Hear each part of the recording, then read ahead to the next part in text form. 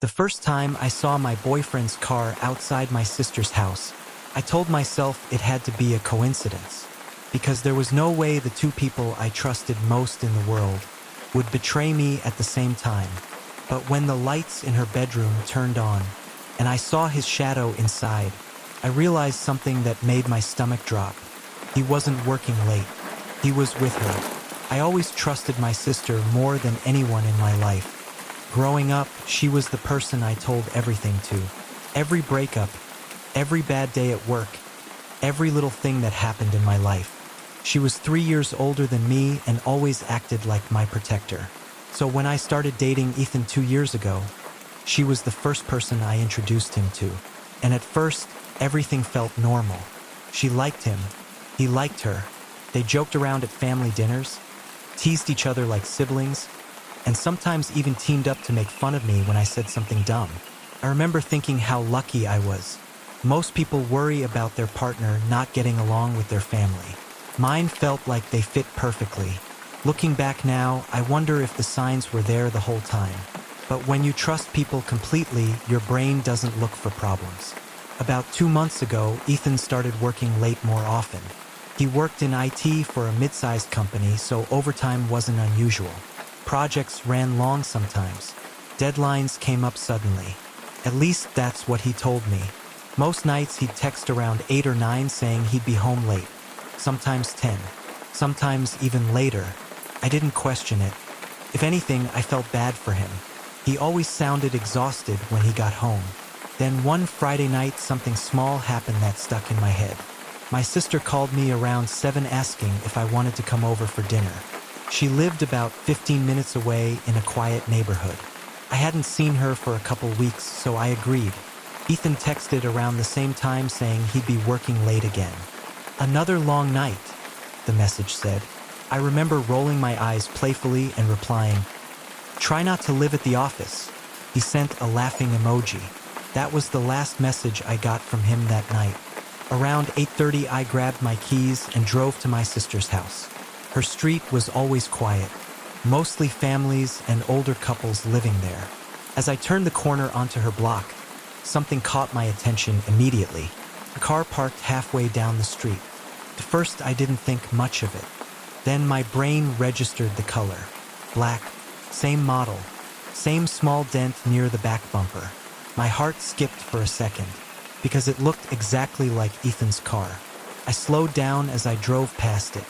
And then I saw the license plate. It was his. For a moment, my brain refused to process it. Maybe he stopped by to drop something off. Maybe he came to help my sister fix something in the house. There had to be a normal explanation, but something about the situation felt wrong. If he was here, why tell me he was working late? I parked in front of my sister's house and sat in the car for a few seconds staring at the driveway. Her car was there. Ethan's car was down the street, and the lights in her house were on. My stomach started tightening. I told myself I was overthinking it. Still, instead of going straight to the front door, I walked slowly along the sidewalk, toward Ethan's car. When I reached it, I noticed something else. The passenger seat had one of my blankets in it, a gray one I kept on our couch at home. Now my heart was beating faster, because that meant one thing. He didn't just stop by earlier. He drove here from our apartment, with something from our house. I stood there for a moment trying to calm my thoughts. Then I heard something, laughter, coming from inside my sister's house. A man's voice, and a woman's. The man's voice sounded very familiar. My chest tightened as I walked slowly toward the front yard. The living room curtains were slightly open, just enough to see silhouettes moving inside. At first, I only saw my sister. She was walking across the room holding 2 glasses of wine. Then another figure stepped into view. Tall, broad shoulders, the exact same shape I'd hugged goodbye that morning before Ethan went to work. My breath caught in my throat, because he wasn't supposed to be here. He was supposed to be at the office. But there he was, standing in my sister's living room like he belonged there. My brain kept trying to create excuses. Maybe she invited him over to surprise me. Maybe they were planning something. But then something happened that made every possible excuse collapse. My sister handed him the glass of wine. He smiled, and then he reached out and touched her face. Not like a friend, not like family. Slowly, softly, like someone touching the person they love. I felt like the ground disappeared under my feet, because the two people I trusted most in the world were standing in that living room together. And the way they looked at each other made it very clear. This wasn't the first time. It wasn't even the 10th time. It looked natural, comfortable, like something they had done many times before. For a few seconds, I just stood there frozen on the sidewalk. Then my phone buzzed in my hand. A message from Ethan. Still at the office. Might be another hour. I stared at the text while his silhouette moved behind the curtain. And that was the moment something inside me finally snapped. Because he wasn't just cheating. He was lying to my face while standing in my sister's house, with my blanket in his car, drinking wine with the woman who grew up protecting me. And suddenly I realized something that made the betrayal feel even worse. If he'd been working late for the past 2 months, then this probably wasn't the first Friday night he spent here. It was just the first time I decided to drive over. For a few seconds, I just stood there staring at my phone. Still at the office. Might be another hour. The message sat on the screen while Ethan's shadow moved across my sister's living room wall behind the curtain. I remember feeling something strange in that moment. Not screaming, not crying, just cold. Like my brain suddenly switched into some kind of survival mode. Because if I walked into that house right then, it would turn into chaos. Screaming, crying, accusations. The kind of moment you can't take back. And honestly, I didn't want them to know I knew yet. Not until I understood how long this had been going on. So instead of knocking on the door, I slowly backed away from the house.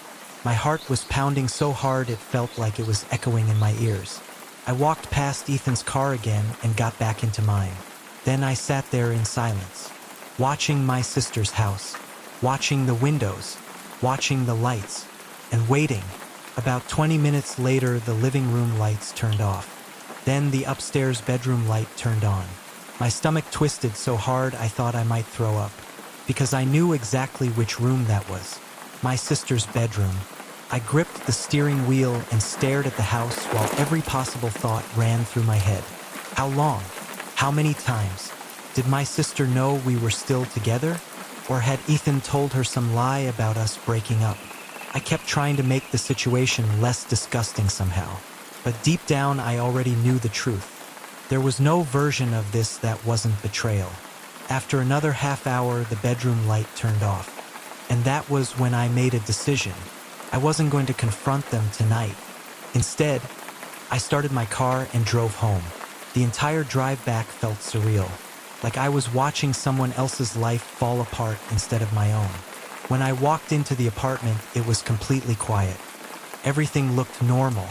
Our couch, our kitchen, our photos together on the wall. The same place Ethan had been coming home to every night pretending everything was fine. I sat down on the couch and stared at the front door, waiting. About 40 minutes later, I heard his car pull into the parking lot. My heart started pounding again. Then the door unlocked. Ethan walked in looking tired, carrying his laptop bag. "Hey," he said casually. "Sorry I'm late." I looked at him for a long moment, trying to see if there was even a tiny hint of guilt on his face. But he looked completely normal, like nothing had happened, like he hadn't just spent the evening drinking wine with my sister in her living room. "Long day?" I asked calmly. He dropped his bag near the couch and stretched his shoulders. "Yeah, total nightmare at work." The lie came out so easily it almost impressed me. I forced myself to nod. "That sucks." He walked into the kitchen and grabbed a bottle of water from the fridge.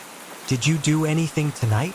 For a moment, I thought about telling him the truth, about how I'd stood outside my sister's house watching him touch her face. But instead, I said something else. "I thought about visiting my sister." His body froze for half a second, just a tiny pause, but I noticed it immediately. "Oh yeah," he said. "Yeah." I continued slowly. She invited me over earlier. Ethan took a long sip of water. Did you go? And that question told me everything. Because if he had actually been at work, he wouldn't care. But he cared. A lot. No, I said. I decided to stay home. He nodded quickly. Probably a good idea. You look tired this morning. Then he leaned over and kissed the top of my head like he always did. And I almost felt sick. Because now that I knew the truth, every normal moment between us suddenly felt fake. Like I was living with a stranger wearing my boyfriend's face. That night, I barely slept. I kept replaying the scene in my head. The wine glasses, the way he touched her face, the bedroom light turning on upstairs. And the worst part was realizing something else. My sister knew me better than anyone. She knew my work schedule. She knew when Ethan would supposedly be working late, which meant she probably knew exactly when it was safe for him to come over. They weren't just sneaking around. They were planning it. Together. The next morning, Ethan left early for work. At least that's what he said. But this time, I didn't believe a single word. So after he left the apartment, I did something I'd never done before. I followed him. At first, he drove exactly the way he normally would, toward his office. But halfway there, he took a different turn. A turn that led in only one direction, straight toward my sister's neighborhood. And that was the moment I realized something even worse. Last night wasn't some random mistake. It wasn't a one-time betrayal. This was routine, a normal part of their day, which meant the real question wasn't if they were cheating. The real question was, how long had the two people I trusted most been lying to me together? I followed Ethan's car from a distance. Every turn he made, I stayed 2 or 3 cars behind, trying to look like just another driver on the road. My hands were shaking on the steering wheel, but my eyes never left his car. And just like I expected, he didn't go anywhere near his office. Instead, he drove straight into my sister's neighborhood again. My chest tightened as he slowed down and pulled over on the same street where I'd seen his car the night before. Same spot, like this was completely normal, like this was something he'd done dozens of times. He got out of the car and walked toward my sister's house without even looking around. No hesitation. No fear of getting caught. That confidence told me everything I needed to know. This had been going on for a long time. I parked at the end of the street where they couldn't see me, and for a moment, I just sat there staring at the house again. The same house where we'd had birthday dinners. The same house where my sister hugged me after every breakup. The same house where she once told me, "I'll always protect you." I almost laughed thinking about that. Protect me, right? After a few minutes, the front door opened. My sister stepped outside. She was smiling, and when Ethan reached her, she wrapped her arms around him and kissed him like they were a normal couple greeting each other. No hesitation, no guilt, just comfort, like this had become their real relationship. Watching it happen right in front of me felt like someone was slowly crushing my chest. But instead of crying, I grabbed my phone, and I recorded everything. The hug, the kiss, the way he held her waist as they walked inside together, the door closing behind them. I sat there in silence after that. For the first time since discovering everything, I felt something different than shock. Clarity, because now I knew the truth, not just a suspicion, proof. And suddenly I realized something important. I didn't want a screaming confrontation. I didn't want to give them the satisfaction of watching me break down. If they were going to betray me like this, they were going to regret it. So I drove home, and for the next 3 days, I acted completely normal. Ethan had no idea. He kissed me goodbye every morning, texted me during the day, came home pretending he had worked late, and every single night I played along. Meanwhile, I was preparing something neither of them saw coming. Friday night came again, and just like the week before, Ethan told me he had to stay late at work. Big project deadline, he said. I smiled. Good luck. Then he left. 10 minutes later, I grabbed my keys. But instead of driving to my sister's house, I went somewhere else first. The small restaurant where my family always met for birthdays. I had reserved a table there earlier that day, not just for me, for my parents, my sister, and Ethan. When everyone arrived, the confusion on their faces was almost funny. My mom looked around the table. "Is this some kind of surprise dinner?" I smiled calmly. "You could say that." Then my sister walked in. She froze when she saw Ethan sitting at the table next to me. Her face went pale, and Ethan suddenly looked like he might pass out, because for the first time, they realized something was wrong. "Why are we all here?" my dad asked. I leaned back in my chair. Then I pulled out my phone. "Well," I said calmly, "I thought it was time everyone saw something interesting." Ethan's face drained of color. My sister whispered my name like she already knew what was coming. But it was too late. I turned my phone around and pressed play. The video started. The footage of Ethan hugging my sister outside her house. The kiss. The way they walked inside together. The entire table went silent. My mom covered her mouth. My dad stared at the screen like he couldn't believe what he was seeing. And my sister looked like she wanted to disappear. Ethan didn't say a single word. He just stared at the table. Finally, my dad spoke. "What the hell is this?" No one answered, so I did. "This," I said calmly, "is why Ethan has been working late for the past 2 months." My sister started crying immediately. Ethan finally tried to speak. "It's not." "Stop," I interrupted. My voice was calm, but my chest felt lighter than it had in days. "Don't lie again. You've done enough of that."